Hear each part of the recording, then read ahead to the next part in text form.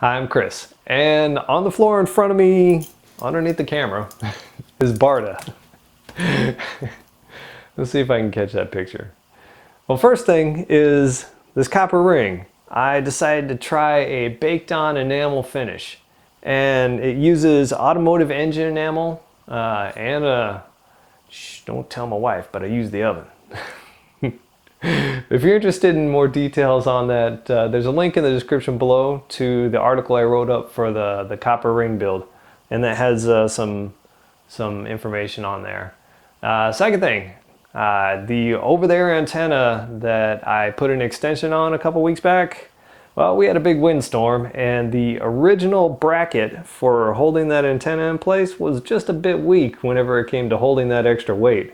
So unfortunately, all I have is 1/8 inch steel.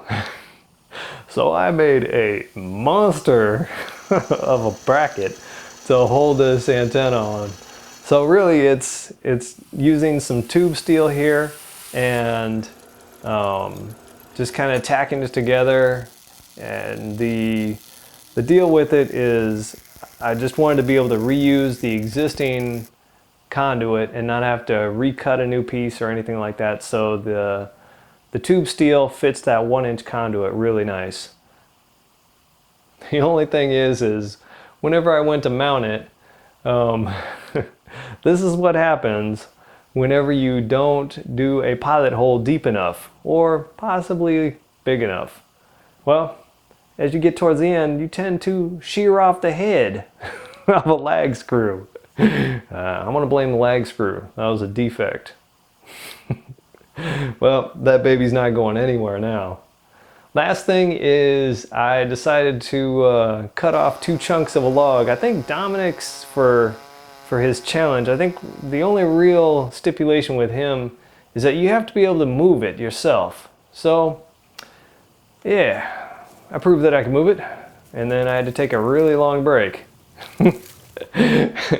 But if you've got some suggestions on what I should make with one of these pieces of wood, please help me out.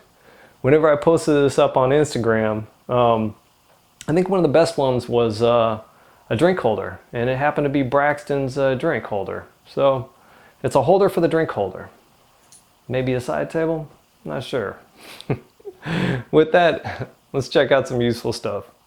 This week's useful stuff is thenounproject.com. The site has a lot of vector art created by its members.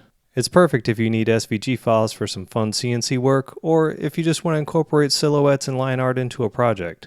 If you plan on publicly using the art, the licensing is either attribution or $1.99. This is where I start my search if I need a quick vector image for a project. Well, I'd like to thank you for watching, and if you don't mind, please like, share, and subscribe, and we'll see you next week.